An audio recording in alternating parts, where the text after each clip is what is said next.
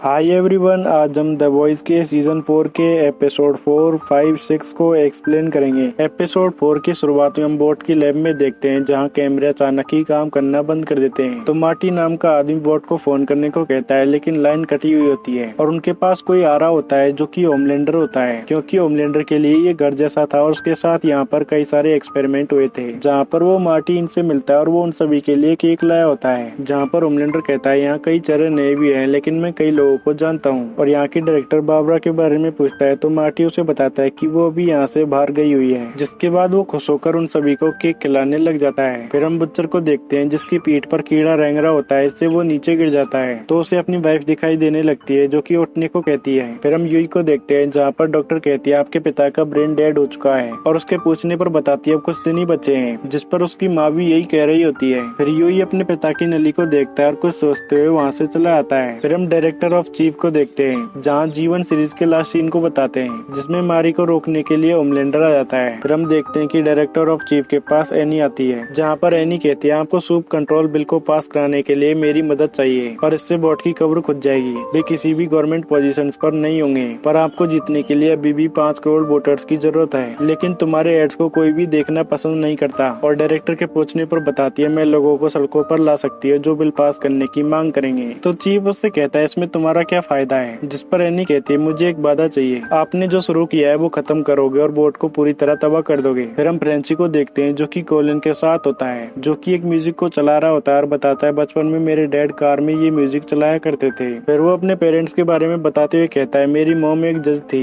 जो कि बुरे से भी बुरे केस को हैंडल करती थी। उस वक्त रशियन माफिया का जोर था और एक औरत उनकी बॉस थी जिसे कि मेरी मॉम पकड़ना चाहती थी, लेकिन कुछ गुंडे घर में आकर उन्हें मार गए। और फ्रेंची के पूछने पर बताता है मैं वहीं था, मेरी गोली की आवाज से नींद खुल गई थी तो मैं अपने बेड के नीचे छुप गया, जिनमें से एक के पैर पर कुछ जले हुए निशान थे तो फ्रेंची अपने पैर को छुपा लेता है। फिर हम एनी को देखते हैं जो कि स्टारलाइटर्स के पास जाती है जहाँ कोलिन उसे बिल्डिंग के सामने दिखाते हैं। तो स्टारलाइट देखती है कि वहाँ फायर क्रैकर का शो होने वाला होता है। फिर हम सेज को देखते हैं जो कि अपने साथियों को बताती है ये आर्टिकल तब तक फीड पर चलेंगे जब तक 10 करोड़ लोग स्टारलाइट के पीछे न पड़ जाएं, जहाँ पर डीपीएस सब भी होते हैं। फिर वो फायर क्रैकर के पास जाती है जिस पर फायर क्रैकर कहते हैं मैं इस दिन का बहुत टाइम से इंतजार कर रही थी और सेज उसे टैब में कुछ दिखाती है जो कि उनके शो के क्लाइमैक्स के लिए होता है। फिर हम स्टारलाइट इनको देखते हैं जो कि सभी लोगों को पीछे के रास्ते से निकाल रहे होते हैं, जहाँ पर मिक फ्रेंची ये भी आ जाते हैं और वे एनी को बताते हैं कि हम बुच्चर को टीम में ले रहे हैं, जिसके लिए एनी मना कर देती है। तो मैक उससे कहता है हमारी टीम में इस कमीने की जरूरत है, तो एनी भी इसके लिए मान जाती है। तो बुच्चर उनके पास आकर एनी से पूछता है ऐसे क्या वजह है कि फायर क्रैकर तुमसे चिड़ी हुई है, लेकिन एनी उन्हें कुछ नहीं बताती और कहती है मुझे नहीं पता और उनसे पूछती है हमें क्या करना चाहिए। तो बुच्चर उनकी कंपनी से 50,000 मांगता है और कहता है 3 घंटे में मैं उसका मुंह बंद करा दूंगा, जिसके लिए मैक मान जाता है और बुच्चर के साथ चला आता है। फिर हम होमलैंडर को देखते हैं जो कि एक फ्रैंक नाम के आदमी को अपने पास बुलाता है, जिसके साथ पेपर को डस्टबिन में डालने का गेम खेलता है और उसे बताता है अगर तुम जीते तो मैं तुम्हें यहाँ से जाने दूंगा। जिसके बाद उसे बताता है जब मैं यहाँ पर था मैं तुम्हें ऐसे ही डस्टबिन में पेपर फेंकते हुए देखा करता था और मैं इस रूम के अंदर बंद रहता था। फिर उसे बताता है जब तुम ऐसा कर लेते थे तो तुम मेरे रूम का टेम्परेचर बढ़ाते थे और उसे पेपर डस्टबिन में फेंकवा रहा होता है। जिसके बाद उसे बताता है उस दिन मेरी खाल तो नहीं जली लेकिन मुझे दर्द बहुत हुआ था, मैं अंदर बैठा हुआ दर्द से तड़प रहा था। तो फ्रैंक उससे कहता है मैं तो बस अपना काम कर रहा था। जिस पर होमलैंडर कहता है मुझे सालों तक उस पल के बुरे सपने आते रहे और ये तुम्हें याद तक नहीं है। फिर उससे कहता है मेरा ये आखिरी शॉट है, क्यों ना तुम इसके अंदर से देखो। जिससे मार्टी कहता है तुम इस तरह से बदला मत लो, लेकिन होमलैंडर उसकी नहीं सुनता और फ्रैंक को अंदर बंद कर देता है, जिसके रूम का टेम्परेचर बढ़ाकर वो उसे मार देता है। फिर हम कीमिको और यूई को देखते हैं जो कि एक जगह पर आए होते हैं जहाँ पर एट्रियन आता है और यूई उसे बताता है कि मैंने तुम्हें फोन किया था। जिसके बाद उसे बताता है कि मुझे आज ही कंपाउंड बी चाहिए। फिर एट्रियन कहता है होमलैंडर ने बी की बोतल अपने अपार्टमेंट में रखी हुई है जहाँ पर कंपाउंड बी की सभी बोतलें रखी हुई है। तो यूई कहता है एक गायब भी हो जाएगी तो क्या पता चलेगा। और एट्रियन से कहता है तुम पर मेरा एक एहसान है, मेरी अच्छी खासी जिंदगी थी तुम्हारी वजह से खराब हो गई है। और उसे बता देता है कि मेरे डैड मरने वाले हैं, तुमने एक जान छीनी है तो एक जान लौटा दो। तो एट्रियन कहता है अगर मैं बी लिया है तो हिसाब बराबर, और फिर वहाँ से चला आता है। जिसके जाने के बाद हम देखते हैं कि कोई कीमी को इन पर फायर करने लग जाता है। इससे बचते हुए यूई के पैर में लग जाती है और कीमी को देखती है वो वही लड़की होती है जिससे कि वो पिछली बार फाइट करी थी। तो वो वहाँ से यूई को अंदर ले जाती है जहाँ वो यूई के पैर को ठीक करके उसे बताती है कि मैंने उनके कुछ ग्रुप को मारा था इसलिए वो मुझे मारने के लिए आए हैं। और यूई और खुद के लिए कुछ हथियार लेकर उनसे लड़ने के लिए चली जाती है। फिर हम देखते हैं कि फायर क्रैकर इनका शो हो रहा होता है, वहाँ बुच्चर ये भी आ जाते हैं जो कि उन 50,000 को वे वेबर को दे आए होते हैं और बुच्चर को अचानक ही कुछ होने लगता है, लेकिन वो खुद को संभाल लेता है। जैसे कि माइक के पीछे अपनी बीवी दिखाई देती है तो माइक से एक वादा करवाता है कि अगर मैं नहीं रहा तो तुझे ही रायन को होमलैंडर से छुड़ाना होगा, तुम्हें उसे पालना होगा, तुमसे अच्छा बाप कोई नहीं हो सकता। तुम्हें उससे पूछता है कि अगर वो ना आना चाहे तो, जिस पर बुच्चर उसे कहता है तुम्हें उसे समझाना होगा। फिर वे फायर क्रैकर जारी होती है तो वे उसके पास आते हैं और बुच्चर उसे बताता है जब तुम 28 की थी तो तुम एक 15 साल के बच्चे के साथ सोई थी, उसकी वीडियो हमारे पास है। फिर उसे बताता है हमें सिर्फ एक क्लिक करने की जरूरत है। जिसके बाद वे उससे पूछते हैं कि सीज का प्लान क्या है, लेकिन फायर क्रैकर इतना सोचने के बाद उसे खुद ही पोस्ट कर देती है। फिर हम एनी इनको देखते हैं जो कि उन्हीं के शो को देख रहे होते हैं जहाँ पर फायर क्रैकर आती है, जो उन्हें बताती है मैंने आप सभी से एक बात छुपाई थी और कहती है मेरा नाबालिग लड़के के साथ एक रिश्ता था जिससे मुझे ऐसा लगा मेरे ऊपर वाले ने सारे पाप धो दिए। तो वे सभी लोग उसके लिए तालियां बजाते हैं। इसके बाद वो स्टारलाइट के बारे में बताने लग जाती है कि जब वो 13 साल की थी जहाँ पर कुछ बंदूक वाले आदमियों ने कुछ लोगों को कैद कर लिया था, तभी स्टारलाइट वहाँ आई, लेकिन किसी ने नहीं बताया कि एक औरत उसके चक्काचौंध से अंधी हो गई जो कि 3 बच्चों की माँ थी। तो स्टारलाइट घबराते हुए कोलिन से कहती है तब मैं बहुत छोटी थी, मुझे अपनी पावर्स कंट्रोल करना नहीं आता था। फिर वहाँ बुच्चर ये भी आ जाते हैं जिनसे फ्रेंची कहता है तुम तो मुखी खा के आए हो। तो बुच्चर फायर क्रैकर के ट्रेलर की चाबी उसे दे देता है जिसे चेक करने के लिए वो फ्रेंची को भेज देता है। फिर हम एट्रियन को देखते हैं जो कि होमलैंडर के अपार्टमेंट में आके कंपाउंड वी को ढूंढ रहा होता है और वो उसे एक जगह ढूंढकर उनमें से एक बोतल ले लेता है जहाँ उसके पास एस्ली आ जाती है जो उससे पूछती है। तो एट्रियन उससे कहता है तुम बताओ कि तुम यहाँ क्या कर रही हो, और वो होमलैंडर के बाथरूम में देख कर आता है तो उसे पता चल जाता है जहाँ एस्ली होमलैंडर से बदला लेने के लिए उसे गंदा कर रही होती है। और अब वे दोनों ही एक दूसरे के बारे में जानते हैं तो वे दोनों ही हाथ मिला लेते हैं कि हम किसी को कुछ नहीं बताएंगे। इसके अगले सीन में हम होमलैंडर को देखते हैं जो कि मार्टी को बुलाता है, जिससे वो कहता है मुझे थोड़ा सा गुस्सा आ गया इसलिए मुझसे ये गलती हो गई। तो मार्टी उसे कहता है गलती तो सबसे होती है और कहता है हम तो पहले दोस्त थे, मैं तुम्हारा हमेशा ख्याल रखूंगा। जिस पर होमलैंडर कहता है तुम मुझे पिचकारी बुलाते थे। फिर उसे बताता है मुझे वहाँ कई घंटों कई दिनों तक बंद किया जाता था पर तुमने कभी मुझे अकेला महसूस नहीं होने दिया क्योंकि तुम हमेशा मुझ पर कैमरों से नजर रखते थे। फिर उसे बताता है जब तुम रात को राउंड्स पर निकलते थे तब मुझे बुक करने का वक्त मिल जाता था जो जवान लड़के करते हैं, पर एक रात में लेट हो गया और तुमने मुझे देख लिया जिससे तुम्हारी हंसी रुकी नहीं। तब जाके तुमने मेरा नाम पिचकारी रखा था पर तुमने मेरा दिल तोड़ दिया। जिसके बाद वो कुर्सी पर बैठ जाता है और मार्टी से अपनी पिचकारी चलाने को कहता है। फिर उससे कहता है अब तुम्हें पता चलेगा कि कैसा लगता है, तब जाके मेरे दिल को ठंडक मिलेगी। और फिर होमलैंडर मार्टी से करवाने लग जाता है। फिर मार्टी को बताता है अगर तुम रुके तो मैं इसे मार दूंगा। जिसके बाद होमलैंडर उसे देखकर खूब हंसता है और उस पर लेजर चला देता है। तभी वहाँ बाबरा आ जाती है जो कि उसे दर्द से छुटकारा दिलाने के लिए होमलैंडर से उसे मरवा देती है। फिर बाबरा उससे बात करने को कहती है तो होमलैंडर उसे दरवाजे के अंदर चलने को कहता है। इसके बाद हम कीमिको इनको देखते हैं जहाँ कीमिको उन लोगों से लड़ने के लिए जाती है। तो कीमिको जैसी लड़की कीमिको पर हमला कर देती है और यूई की ओर एक आदमी आता है तो यूई उससे लड़ने की कोशिश करता है, लेकिन वो आदमी यूई पर भारी पड़ रहा होता है और वो उसे मारने लगता है, लेकिन यूई उसे पहले ही मार देता है। दूसरी ओर कीमिको भी सही हो जाती है और वो अपनी जैसी को रोकती है और उसे समझाने की कोशिश करती है। तो वो लड़की उससे कहती है क्या तुम्हें याद है तुमने मुझे आइसक्रीम देने के बाद मुझे ट्रक में फेंक दिया था, तुम मुझे एक कैंप में ले गई थी जहाँ हमें ऐसा बनाया गया और तुम मुझे ये निशान देकर चली गई। फिर वो कीमिको को बताती है मैं तुमसे नफरत करती हूँ। तो कीमिको यूई को लेकर उसे छोड़कर वहाँ से चली जाती है। फिर हम फ्रेंची को देखते हैं जो कि फायर क्रैकर की चीजों को देखने के लिए जाता है जहाँ वो फायर क्रैकर के टैब में देख लेता है, लेकिन तब तक फायर क्रैकर एनी के बारे में बताते हुए कहती है 6 महीने पहले वो माँ बनने वाली थी लेकिन उसने अबॉर्शन करा लिया। इससे एनी गुस्सा होने लगती है क्योंकि ये उसकी प्राइवेट इंफॉर्मेशन थी और फायर क्रैकर कहते हैं क्या वो बच्चे इनके साथ सेफ है, वो तो एक बच्चे की कातिल है। तो एनी गुस्से से वहाँ से निकल जाती है। फिर हम फ्रेंची को देखते हैं जिसके पास फायर क्रैकर का साथी आ जाता है जो कि उस पर हमला करना शुरू कर देता है। दूसरी ओर एनी फायर क्रैकर के पास जाकर उसे मारने लग जाती है। फिर हम देखते हैं कि फ्रेंची को बचाने के लिए वहाँ बुच्चर चला जाता है जो कि उसका एक हाथ तोड़ देता है। दूसरी ओर एनी फायर क्रैकर को मार रही होती है जहाँ जाकर माइक उसे रोक लेता है। फिर हम बुच्चर को देखते हैं जिससे कि वो आदमी अपने हाथ से जकड़ लेता है तो उसकी बीवी उसे उठने को कहती है लेकिन वो बेहोश हो जाता है और जब उसकी आंखें खुलती है तो वो आदमी बुरी तरह से मर चुका होता है। इस सब के बारे में बुच्चर को भी कुछ समझ में नहीं आता जहाँ स्टारलाइट ये भी आ जाते हैं। तो इसके बारे में माइक बुच्चर से पूछता है लेकिन बुच्चर ये सब छोड़कर फ्रेंची को वहाँ से ले जाने को कहता है। फिर हम होमलैंडर को देखते हैं जिससे कि बारबरा बात कर रही होती है और कहती है तुम इन सबको तकलीफ देने के लिए आए हो और ये सब कमजोर है, ये सब तो हमारे ऑर्डर पर काम कर रहे थे। तो होमलैंडर कहता है इनमें से किसी में भी दम नहीं था जो कह सके कि आप जो कर रहे हैं वो गलत है। जिस पर बारबरा कहती है वे डरे हुए थे। फिर उसे बताती है जब तुम पैदा हुए थे तो मैं वहीं थी, एक लड़की को पैसे देकर उसके अंदर एम्ब्रो रखवाया था पर तुम उसे लेजर से मारकर बाहर आ गए और तुमने डॉक्टर और नर्स को मार दिया जिससे से लोगों के अंदर तुम्हारे लिए डर बैठ गया। जिसके बाद होमलैंडर को बताती है ताकत में तुमसे हमारा कोई मुकाबला नहीं था, तुम जब चाहते यहाँ से जा सकते थे लेकिन तुम नहीं गए। वॉट ने दुनिया के सबसे बेस्ट साइकोलॉजिस्ट बुलाए थे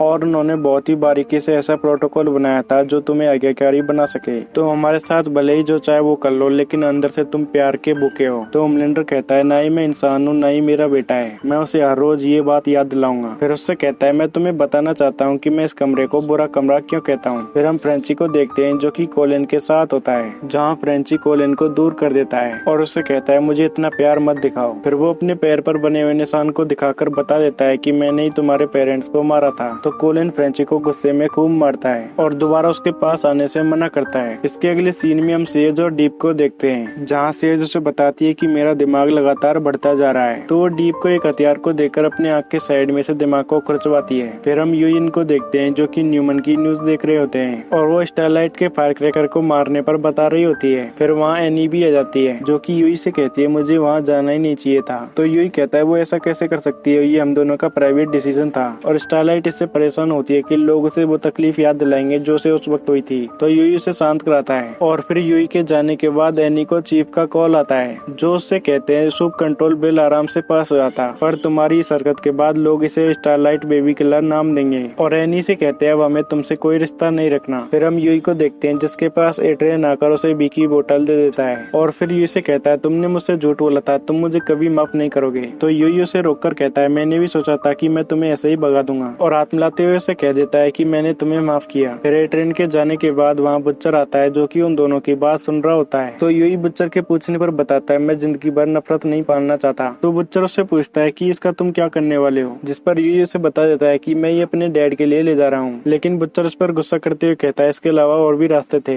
तो यूई कहता है ये दो के लिए काम आ सकता है, इससे तुम भी बच सकते हो। तो बुच्चर उसे बताता है कि मैंने 4 महीने पहले फ्रेंची के डेस्क से लेकर इसे लिया था। और यूई के पूछने पर बताता है मुझे कोई और पावर नहीं मिली बल्कि मैं मौत के और करीब चला गया। तो यूई उस बी को लेकर अपने डैड के पास चला आता है, लेकिन वो बुच्चर की बातों को सोचकर रुक जाता है, जहाँ उसके पीछे उसकी माँ भी आ जाती है और वो अपना कोट उतार रहा होता है। तो उसकी माँ बताती है कि डॉक्टर कह रहे हैं कि अब वक्त आ गया है। तो वो वहाँ से बाहर चला आता है, जहाँ से वो और उसकी माँ के लिए कॉफी लेकर आता है, लेकिन उसके डैड की नली में कंपाउंड भी होता है जिससे कि उनकी आंख खुल जाती है। इसके बाद हम होमलैंडर को देखते हैं जो कि बारबरा को छोड़कर उन सभी को मारकर वहाँ से चला आता है। फिर हम एपिसोड 5 में देखते हैं जहाँ वो लोगों को अपनी मूवीज के बारे में बता रहा होता है और एक एंकर के साथ वहाँ डीप भी होता है, जिनके साइड में होमलैंडर होता है जो वो करके आया था उससे परेशान होता है। वहीं से जाकर उससे बात करती है लेकिन वो उसका कोई जवाब नहीं देता। फिर वो एंकर लोगों को अपनी आने वाली नई मूवीज के बारे में बता रहा होता है। इसके अगले सीन में हम यूई को देखते हैं जो कि अपने डैड से पूछता है क्या आपको कुछ अजीब लग रहा है, लेकिन वे बिल्कुल ठीक होते हैं और बताते हैं मैं आखिरी बार पिज्जा रोल खरीद रहा था। तो यूई उन्हें आराम करने को बोलता है और अपनी माँ को बाहर लाकर कहता है आपने उन्हें वी दे दिया, जिस पर उसकी माँ कहती है पर तुम भी तो यही चाहते थे। जिस पर यूई बताता है मैं चाहता था लेकिन मैंने इरादा बदल दिया, वो असल में वरदान के बेस में शराब है। तो उसकी माँ उसे डैड को दिखाते हुए कहती है वो बिल्कुल ठीक है, तुम्हें अपनी माँ का प्यार नहीं मिला तो मैंने सोचा तुम्हारे सर से बाप का साया नहीं जाना चाहिए। फिर हम एनी को देखते हैं जो कि फायर क्रैकर को देख रही होती है, जहाँ उनकी जगह पर फायर क्रैकर के लोग तोड़फोड़ कर गए होते हैं। फिर हम माइक को देखते हैं जिसकी बेटी एक लड़के को पीट कर आई होती है, जो कि उन्हें बताती है उसने होमलैंडर को सुपर हीरो कहा था। तो उसकी माँ उसे अंदर भेजती है और माइक को ये सब ठीक करने को कहती है। फिर हम बुच्चर को देखते हैं जो कि जो के साथ होता है, जिसे कि जो सूप को मारने वाला वायरस बताता है और बुच्चर से कहता है क्यों ना हम दोनों ही ये काम निपटाए, तुम्हारी टीम बिल्कुल बेकार है, सभी लोगों की किसी न किसी वजह से हालत खराब है। फिर हम स्टारलाइट को देखते हैं जो कि फ्रेंची से पूछती है कि कोलिन कहाँ चला गया, वो अचानक ही कहीं गायब हो गया, क्या तुम दोनों के बीच कोई झगड़ा हुआ। लेकिन फ्रेंची उनसे कह देता है कि वो जरूरी काम से बाहर गया है, जहाँ पर उनके पास बुच्चर आता है। तो माइक उससे पूछता है कि तुमने एजेकिल को मारा कैसे। तो बुच्चर उनसे कहता है मुझे नहीं पता, लेकिन जब मुझे होश आया वो मर चुका था। फिर उन्हें बताता है कि मुझे सुप्स को मारने वाला वायरस मिल गया और उन्हें बताता है कि गडोल्किन यूनिवर्सिटी के कुछ लोगों ने ये बनाया, पर इसका इंसानों पर कोई असर नहीं होता, लेकिन अभी उसमें इतनी ताकत नहीं है कि वो होमलैंडर को मार सके। तो माइक उससे पूछता है कि हमें इसके बारे में पहले क्यों नहीं बताया। तो बुच्चर उससे कहता है जब मैं उसे लेने गया था तो न्यूमन ने वो वायरस ले लिया, जिसे कि वो उनसे वापस लाने को कहता है। फिर हम डीप इनको देखते हैं जो कि एजेकिल की वीडियो चला रहे होते हैं। वहीं एट्रियन के पास सेज आती है जो उससे कहती है मैं उस गद्दार को ढूंढ रही हूँ। तो एट्रियन उससे कहता है तुम्हें मदद चाहिए तो जरूर बताना, ताकि सेज उस पर शक न करे। फिर हम बुच्चर इनको देखते हैं जो कि एडगर को छुड़ाते हैं, जो कि न्यूमन के स्टेप फादर होते हैं, जिसे वे बता देते हैं कि हमें विक्टोरिया न्यूमन से एक वायरस चाहिए और इसके बदले में वे उसे आजाद करा देंगे। लेकिन एडगर इसके लिए नहीं मानता। तो बुच्चर उससे कहता है न्यूमन ने तुम्हारी पोती जोई को भी दे दिया है, जिसे सुनकर वो उनकी बात सुनता है। फिर बुच्चर उससे कहता है तुम यहाँ से निकल जाओगे और तुम्हें जोई की कस्टडी भी मिल जाएगी। फिर वे उसे बाहर ले आते हैं जहाँ वे सभी होते हैं। फिर हम यूई को देखते हैं जहाँ उसके डैड पुरानी बातें कर रहे होते हैं और यूई अपने मॉम डैड को आपस में बातें करते हुए देख काफी खुश होता है। जहाँ उसके डैड बताते हैं पेरिस जाना तो मेरा सपना है।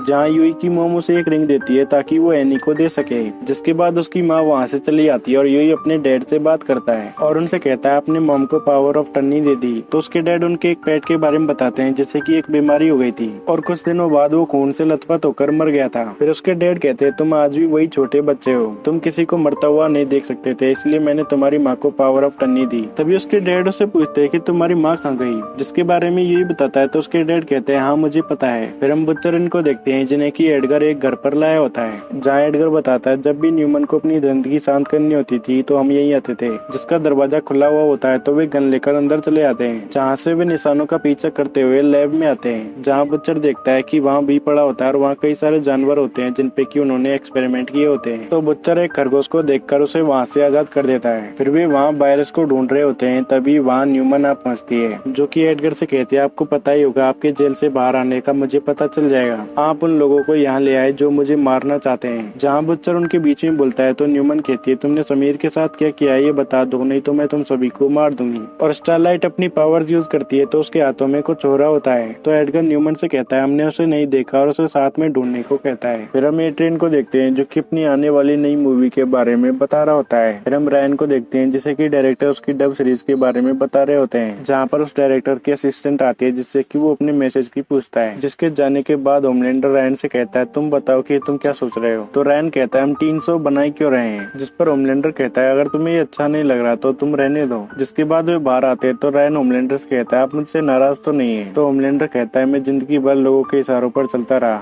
वे मुझे बताते कि क्या करना है क्या बोलना है, और अब मुझे समझ में आया कि मैं तुम्हारे साथ भी वही कर रहा हूँ, अब से कोई भी रूल फॉलो नहीं करेगा। फिर रायन से कहता है मुझे सिर्फ तुम्हारी फिक्र है। फिर हम न्यूमन इनको देखते हैं जहाँ एडगर उससे कहता है तुमने अपनी और जोई की जान खतरे में डाल दी है। तो न्यूमन कहती है आप मेरी पहचान छुपा कर रखते थे, मेरी बेटी ये सब नहीं सहेगी। फिर हम बुच्चर को देखते हैं जो कि मैक के पूछने पर बताता है एनी न्यूमन की आंखों को अंधी कर देगी, जिससे कुछ वक्त का टाइम मिलेगा और हम वो वायरस लेकर चले जाएंगे। फिर बुच्चर साइड में एक फार्म को देखता है जिसके अंदर वे सभी चले आते हैं, जहाँ पर वे एक लाश को पड़ी हुई देखते हैं लेकिन वो समीर नहीं होता। तभी एक मुर्गी उन लोगों पर हमला कर देती है जिस पर वे गोलियां चलाते हैं लेकिन उसे कुछ नहीं होता। और स्टारलाइट अपनी पावर्स यूज करने की कोशिश करती है लेकिन वो नहीं कर पाती। जहाँ पर कई सारी मुर्गियां होती है तो वे सभी वहाँ से जल्दी से बाहर निकल आते हैं। फिर न्यूमन समीर को ढूंढने की कहती है तो बुच्चर उससे कहता है हम तुम पर भरोसा कैसे करें। तो न्यूमन उससे कह देती है हमारी डील के बारे में क्या तुमने अपने दोस्तों को बताया, ये यूई की फाइल मुझे देने वाला था। तो मैक उन सभी को शांत कराता है और फिर वे समीर को ढूंढने के लिए चले आते हैं। फिर हम एंकर को देखते हैं जिसके पास एसली आती है जो उसे अपने डिवाइस को वापस लगाने को कहती है, लेकिन वो एंकर इसके लिए मना करते हुए कहता है ये इवेंट मेरे लिए काफी खास है। फिर हम फायर क्रैकर को देखते हैं जिसके पास सेज आती है, जिससे फायर क्रैकर कहती है तुमने तो मुझे मरवा ही दिया था। तो सेज उससे कहती है अब तुम्हें बेचारी बनने की जरूरत नहीं है, जिस पर फायर क्रैकर उससे कहती है मुझे कम मत समझना, मौका मिलते ही पीठ में छुरा घोंप दूंगी। फिर हम फ्रेंची को देखते हैं जो कि काफी उदास होता है, जिसके बारे में मैक किमिको से पूछता है तो किमिको से बताती है कि उसने मुझे कुछ नहीं बताया। फिर एनी के पास न्यूमन आती है जो उससे कहती है तुम्हें टीवी पर फायर क्रैकर की धुलाई करते हुए देखा था, हमें खुद पर काबू रखना चाहिए। और उससे कहती है मैं ही हूँ जो दोहरी पहचान समझ सकती हूँ, क्या मैं भी पहले की तरह जीना नहीं चाहती। और कहती है तुम स्टारलाइट बनी फिरती हो लेकिन अंदर की एनी तुम्हें याद तक नहीं। तो एनी उसे मुक्का मार देती है। तो न्यूमन उससे जाते हुए कहती है गुस्से पर अच्छा काबू रख लेती हो। इसके अगले सीन में हम एंकर को देखते हैं जो कि मूवीज के बारे में बता रहा होता है, जहाँ एस्ली के पास एक ट्रेन आता है और उसे आगे देखते हुए बताता है कि सेज को मुझ पर शक है, गद्दारी एनिका ने नहीं मैंने की थी। तो एस्ली इससे काफी घबरा जाती है लेकिन एट्रेन उसे रोककर सेज का शक उससे दूर करने में मदद करने को कहता है। इसके अगले सीन में यूई अपने डैड के पास आता है लेकिन वे वहाँ नहीं होते। तो उसकी माँ से कहती है मुझे लगा कि वे तुम्हारे साथ हैं। फिर वे दोनों उन्हें ढूंढते हुए एक रूम में जाते हैं जहाँ यूई अपनी माँ को रोककर खुद उनसे बात करने के लिए जाता है। तो वो देखता है कि उसके डैड ने एक आदमी को मार दिया होता है। तो यूई उन्हें संभालते हुए अपने साथ चलने को कहता है लेकिन उसके डैड यूई को पहचानने से ही मना कर देते हैं, जहाँ पर नर्स आ जाती है और उस बॉडी को देखकर चिल्ला देती है, जिससे घबराकर उसके डैड वहाँ से चले आते हैं, जिन्हें यूई ये ढूंढते हुए एक जगह पर पहुँचते हैं जहाँ उसके डैड यूई को तो पहचान नहीं पाते लेकिन उसकी माँ को पहचान जाते हैं और गुस्सा करते हुए कहते हैं तुम मुझे और यूई को अकेला छोड़कर चली गई थी। और वो उनके पास आ रहा होता है तभी वहाँ एक पुलिस ऑफिसर आ जाता है जिसे उसके डैड मारते हैं। तब तक यूई अपनी माँ को लेकर उठाकर चला आता है। फिर हम बोट में देखते हैं जहाँ गेडोल्किन यूनिवर्सिटी के 2 बच्चे सैम और केट आते हैं, जिन्हें की हम जेनवी सीरीज में देख चुके हैं। फिर हम रायन को देखते हैं जो कि होमलैंडर के साथ होता है, जिससे रायन कहता है मैं लोगों की मदद करना चाहता हूँ, नकली लड़ाई नहीं बल्कि असलियत में। तभी वे दोनों डायरेक्टर को देखते हैं जो कि उसके असिस्टेंट से सही से पेश नहीं आ रहा होता है। तो होमलैंडर उसके असिस्टेंट को बुला लेता है, जिससे रायन पूछता है क्या तुम्हें ये परेशान कर रहा है। इस पर वो लड़की उन्हें हाँ करती है। तो रायन उस डायरेक्टर से माफी मंगवाता है, लेकिन वो सही से मांग नहीं रहा होता है। तो होमलैंडर रायन से कहता है वो इस लड़की को मामूली समझ रहा है, और फिर रायन उसे सबक सिखाने के लिए उस लड़की से उसे मारने को कहता है। तो वो लड़की उसे खूब मारती है। इसके अगले सीन में हम न्यूमन इनको देखते हैं जो कि थक गए होते हैं। तो वे रुक जाते हैं जहाँ फ्रेंची के पास एनी आती है। इससे फ्रेंची बात करते हुए कहता है मैं तो ऊपर वाले को मानता हूँ, सिवाय अपने पाप कबूलने के। मैं पादरी के सामने पाप कबूलूंगा और मेरे सारे पाप माफ हो जाएंगे, बल्कि सारे पाप माफ करने ही नहीं चाहिए। और एनी के पूछने पर बताता है मैंने तो कई सारे पाप किए हैं। तो एनी उससे कहती है तुम्हें किसी से बात करनी चाहिए। तभी वहाँ एक भैंस आ जाता है जिसे वे देख रहे होते हैं। तभी भेड़े आकर उसे मार देती है। तो वे जल्दी से भगते हुए सामने वाले फार्म में जाते हैं, जहाँ पर उन्हें समीर भी छुपा हुआ मिल जाता है। और एनी के पूछने पर एडगर बताता है समीर उनकी कंपनी में काम करता था, जो कि अब जोई के डैड होते हैं। फिर समीर बताता है उसने एक जानवर को भी दिया था जो कि वहाँ से भाग गया और भी पानी में मिल गया। और न्यूमन के पूछने पर बताता है उसके पास सिर्फ एक ही वायरस का डोज बचा है। तो माइक उस डोज को उसके मरे हुए दोस्त के अंदर डालने को कहता है ताकि वे उसका चारा बनाकर भेड़ों को इन्फेक्ट कर दे। लेकिन बुच्चर और न्यूमन कहते हैं हमें इस डोज को हाथ से जाने नहीं देना चाहिए, जिस पर वे सभी आपस में झगड़ने लगते हैं। तो माइक यानी एमएम उन सभी को फिर से समझाता है, तो वे उस बॉडी में वायरस को डाल देते हैं। फिर हम यूई को देखते हैं जो कि अपने माँ के साथ एक जगह पर गोलियां ढूंढ रहा होता है ताकि वो अपने डैड को शांत कर सके। तभी वहाँ उसके डैड आ जाते हैं जो कि उसकी माँ से कहते हैं तुम हमें छोड़कर चली गई, और उसकी माँ के पास आ रहे होते हैं। तभी यूई उनके बीच में आ जाता है जो कि उसके डैड को अपनी पुरानी बातें बताता है। तो उसके डैड भी जान जाते हैं कि वो यूई है, पर वे खुद को ऐसी हालत में देखकर घबराने लगते हैं। तो यूई उन्हें शांत कराता है। फिर हम न्यूमन इनको देखते हैं जिन्होंने की उस बॉडी को बाहर फेंक दिया होता है, लेकिन उनके ऊपर से ही बहुत सारी आवाजें आने लगती हैं। और फिर वे सभी पीछे मुड़कर देखते हैं तो वहाँ 2 भेड़े आ जाती है। तो वे सभी वहाँ से बाहर निकलकर भगने लगते हैं, जिन्हें की वे भेड़े घेर लेती है। लेकिन तब तक उन पर वायरस का असर हो जाता है, तो वे सभी मर जाती है। जहाँ न्यूमन अपने आसपास देखती है तो उसे समीर नहीं मिलता। फिर वहाँ और ऑफिसर आ जाते हैं जिन्हें एमएम एडगर पकड़ा देता है। और न्यूमन के पास एक ऑफिसर आती है जो बताती है हमें समीर नहीं मिल पाया, लेकिन एक पैर मिला है। फिर हम एक कार में देखते हैं जिसमें ऑफिसर्स मर जाते हैं, और उस कार के अंदर एडगर होता है जिसे न्यूमन छुड़ाने के लिए आ जाती है। इसके अगले सीन में हम होमलैंडर को देखते हैं जहाँ सभी लोग होते हैं, और सेज सभी को बताती है कि हमें गद्दार मिल गया है। इससे एट्रिन टेंशन में होता है, जहाँ डीप उस एंकर को ले आता है क्योंकि एशली इससे अपना बदला भी ले लेती है और एट्रिन की इससे मदद भी कर देती है। फिर होमलैंडर उन सभी से उसको मारने को कह देता है। फिर हम किमिको को देखते हैं जो कि फ्रेंची को मैसेज भेजती है कि हम एक दूसरे की प्रॉब्लम ठीक नहीं कर सकते, पर हम साथ तो रह सकते हैं। इसके लिए फ्रेंची से बात करने की कहती है। लेकिन हम फ्रेंची को देखते हैं जो कि कॉप्स के पास जाकर कह देता है कि मैंने बहुत सारे कत्ल किए हैं, और वो खुद को सरेंडर कर देता है। इसके अगले सीन में हम यूई को देखते हैं जो कि अपने डैड को इंजेक्शन दे देता है और कहता है अगर ऐसा नहीं किया तो इन्हें अपनी बाकी की जिंदगी डरते डरते जीनी पड़ेगी या बेकसूरों की जान लेते रहेंगे। पर उसके डैड घबराने लगते हैं। तो यूई उनसे कहता है कि हम दोनों आपके साथ हैं, और फिर वे तीनों आपस में बातें करते हैं, जिसके बाद उसके डैड अपनी आंखें बंद कर लेते हैं। तो यूई इससे रोने लगता है क्योंकि उसने अपने डैड को मार दिया होता है, जिसे कि उसकी माँ संभालती है। इसके अगले सीन में हम बुच्चर और जो को देखते हैं जो कि एक जगह पर होते हैं, जहाँ पर बुच्चर ने समीर को बांध रखा होता है, जिसे बुच्चर शांत कराते हुए कहता है हम तुम्हें ठीक कर देंगे, और समीर से उनके लिए बहुत सारे वायरस बनाने को कहता है। एपिसोड 6 की शुरुआत में हम समीर को देखते हैं जिसके पास बुच्चर और जो होते हैं, जहाँ बुच्चर समीर से कहता है तुम हमें बताओ कि तुम्हें वायरस बनाने में क्या क्या लगेगा, जिसके लिए समीर नहीं मानता। तो बुच्चर उसे दर्द देता है और कहता है होमलैंडर को खत्म करने लायक वायरस बना दो, मैं तुम्हें इसके लिए 1 हफ्ता दे रहा हूँ। फिर हम यूई इनको देखते हैं जहाँ यूई अपने डैड की अस्थियों को उनकी फेवरेट जगह पर फैला देता है। फिर किमिको वहाँ से फ्रेंची से बात करने के लिए आती है, लेकिन ऑफिसर बताती है कि उसे किसी से बात नहीं करनी। और अब उस एंकर कोलमैन के मरने के बाद फायर क्रैकर एंकर बन जाती है, जिसकी न्यूज को एमएम बंद करके आराम कर रहा होता है, जहाँ से एट्रिन का कॉल आता है जो उसे बताता है उन्हें लगा कोलमैन गद्दार है इसलिए उन्होंने उसे मार दिया, मुझे ये वॉर नहीं करना। जिस पर एमएम उससे कहता है तुम्हारे परिवार को तुम पर नाज होगा, और उसे रिलैक्स होकर सब कुछ बताने को कहता है। फिर एमएम स्टारलाइट इनको बताता है और कहता है कोलमैन को मारने से पहले होमलैंडर सभी सूप को ऐसे इकट्ठा कर रहा था जैसे कोई आर्मी। फिर उन्हें बताता है एट्रिन ने टेकनाइट को सेज से बात करते हुए देखा, और आज उसकी फेडरल सोसाइटी पार्टी होने वाली है। तो एनी उनसे कहती है हमारे बुच्चर काम आ सकता है, लेकिन उन्हें अभी बुच्चर कहाँ है इसका कोई पता पता नहीं होता।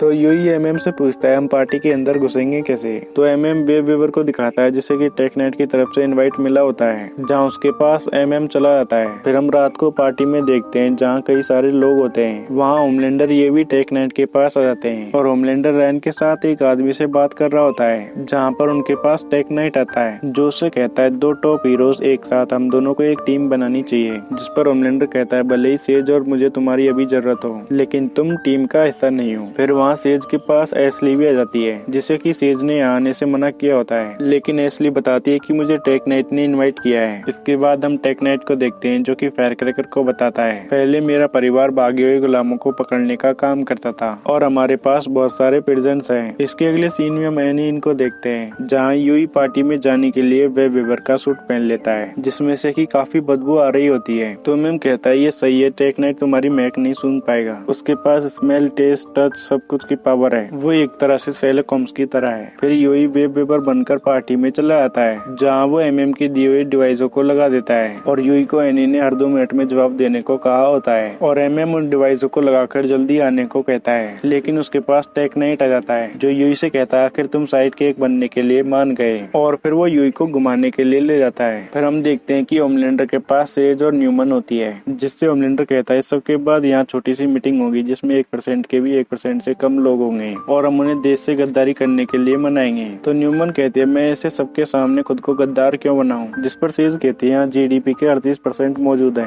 और हमें अमेंडमेंट कराने के लिए इनकी जरूरत पड़ेगी। फिर होमलैंडर न्यूमन से कहता है सुना है कि एडगर जेल से बाहर आ गया है, जिस पर न्यूमन कहती है पर वो हमें नहीं छू सकते। इसके बाद टेकनाइट यूई को एक लाइब्रेरी वाले रूम में ले आता है जहाँ पर वो एक दरवाजा खोलता है जिसके अंदर वो यूई को ले जाता है, पर इससे एमएम इनका यूई से कनेक्शन टूट जाता है। फिर टेकनाइट यूई को एक जगह पर ले आया होता है जहाँ पर वो एक आदमी के बारे में बताता है जो कि उसके पेरेंट्स के जाने के बाद उसे संभाला था, लेकिन टेकनाइट उसे अच्छे से पेश नहीं आता और वहाँ पर कोई बंदी हुई होती है, जिस पर टेकनाइट कहता है झूठे लोग मुझे पसंद नहीं है। तभी वो यूई की धड़कनों को देख लेता है जो कि तेज हो जाती है, तो वो यूई से कहता है फिक्र मत करो, आज हम अलग ही लेवल का मजा करेंगे। इसके अगले सीन में हम ब्लैक नोर को देखते हैं जिसके पास डीप आता है, तो नोर उससे कहता है मुझे ऐसी आदतें संभालनी पड़ रही है जिसका कोई सर पैर नहीं है, और फिर वो डीप से कहता है कि मैं यहाँ से जा रहा हूँ, जिससे फ्रस्ट्रेट होते हुए कहता है पता है मैं उड़ भी सकता हूँ। तो डीप उससे कहता है तुम पहले ही मुझसे पूछ लेते, मैं और नोर भाइयों जैसे थे, और फिर उसे यहीं रुकने के लिए मना लेता है। फिर हम स्टारलाइट को देखते हैं जो कि बहुत परेशान होती है और कहती है वो जरूर किसी मुसीबत में, हमें वहाँ जाना चाहिए। तो एमएम भी इसके लिए मान जाता है और उन्हें हेलोथीन की गैस दिखाता है। इसके बाद हम बुच्चर को देखते हैं जिसकी हालत काफी खराब होती है, जिससे उसकी बीवी कहती है तुमने एक मासूम इंसान की टांग काट दी। तो बुच्चर कहता है मुझे खत्म होती हुई दुनिया को बचाना है, जिसके लिए खून बहाना ही पड़ता है। तो उसकी बीवी कहती है तुम होमलैंडर को मार दोगे तो भी वहाँ दूसरा होमलैंडर आ जाएगा। फिर हम किमी को इनको देखते हैं जो कि वहाँ अंदर चले आते हैं, जिसके बाद हम फायरक्रैकर को देखते हैं जो कि होमलैंडर इनको देखती है और वो उनके पास जाती है, लेकिन सेज उसे वहाँ से जाने को कहती है। दूसरी ओर टेकनाइट इनके पास एस्ली आ जाती है, तो टेकनाइट यूई को वहीं रुकने को बोलकर एस्ली के साथ चला आता है। फिर हम बुच्चर को देखते हैं जिसके पास जो होता है, जिससे बुच्चर कहता है वो टूटेगा, उसके पास कोई रास्ता नहीं है। तो जो कहता है हमारे पास भी कोई रास्ता नहीं है। फिर जो बुच्चर से कहता है रात को हमें उन लोगों की शक्लें याद आती जिन्हें हमने मार डाला, और एक रात में सब समझ गया, असली कैसलर चीखे सुनने का शौकीन था।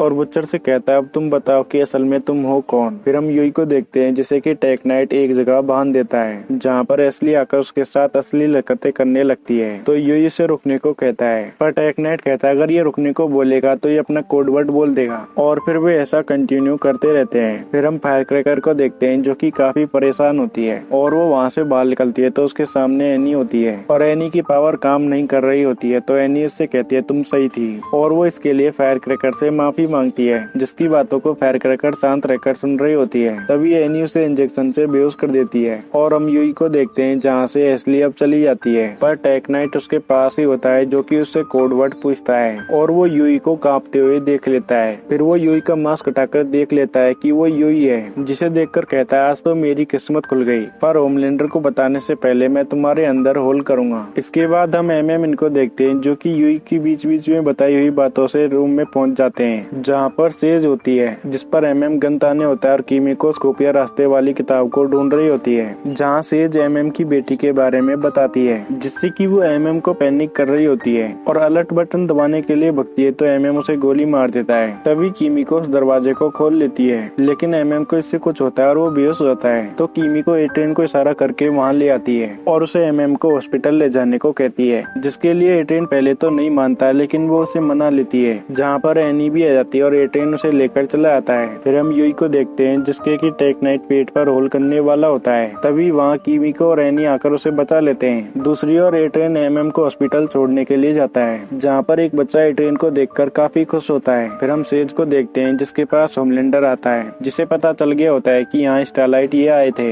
इसके बारे में वो सेज से पूछता है, तो सेज को इसके बारे में कुछ पता नहीं होता और उसके सर पर गोली लग गई होती है, तो वो नशे में ही होती है। तो होमलैंडर खुद ही सबसे बात करता है, जहाँ पर एट्रियन भी आ पहुंचा होता है। तो वे लोग होमलैंडर से कहते हैं, तुम तख्ता पलटने की बात कर रहे हो, जिस पर होमलैंडर कहता है, मैं देश को बचाने की बात कर रहा हूँ। तो वे लोग कहते हैं, तुम जस्टिस डिपार्टमेंट को कैसे संभालोगे, और मिलिट्री और कई सारी पोस्टों के बारे में बताते हैं। फिर उससे कहते हैं, तुम्हारा प्लान क्या है, लेकिन होमलैंडर के पास उसका कोई जवाब नहीं होता, क्योंकि सारा प्लान तो सेज को पता था, लेकिन उसकी हालत ही ठीक नहीं होती। तो न्यूमन बीच में उतरकर उन्हें अपना प्लान बताती है और कहती है, ये देश डेमोक्रेसी नहीं है। चैन की नींद सोने वालों को देश चलाने के मामले के बीच में नहीं पड़ना चाहिए, उन्हें बस मजबूत हाथ चाहिए। असली सुपर पावर तो आप है, आप लोगों को किसी भी नियम कायदे के बिना काम करने का हक मिलना चाहिए। और फिर वो उन सभी को अपना साथ देने के लिए मना लेती है। फिर हम कीमिको और एनी को देखते हैं, जो कि टेक नाइट को लटका देती है और उससे पूछती है, तुम्हारे बीच क्या डील हुई है, और वो इसके लिए उसे टॉर्चर करती है। तो योयो ने बताता है कि उसे दर्द से मजा आता है। तभी वहाँ बंधी हुई लड़की खुल जाती है, जो कि उन्हें उसके लैपटॉप को दिखाती है, जिसमें कि उसके सारे बैंक अकाउंट्स होते हैं, और वे टेक नाइट की मदद से उसे खोल लेते हैं, जिसमें से कि एनी उसके मिलियंस डॉलर डुबा देती है, जो कि इधर उधर फंड्स में जा रहे होते हैं, और वे उसके कई सारे पैसे उड़ा देते हैं। तो टेक नाइट बताने के लिए मान जाता है और एनी से कहता है, उन्हें मेरे प्रेजेंस की जरूरत है। तो यूई इनको पता लगता है कि वे सभी को नजरबंद करने वाले हैं। तभी वहाँ काम करने वाला आदमी टेक नाइट को मारने लगता है, जो कि उनसे कहता है, तुम लोग यहाँ से जाओ, मैं इसे इंसिडेंट में बदल दूंगा। तो वे तीनों वहाँ से चले आते हैं। फिर हम एमएम को देखते हैं, जिसे कि डॉक्टर बताती है कि उसे पैनिक अटैक आया था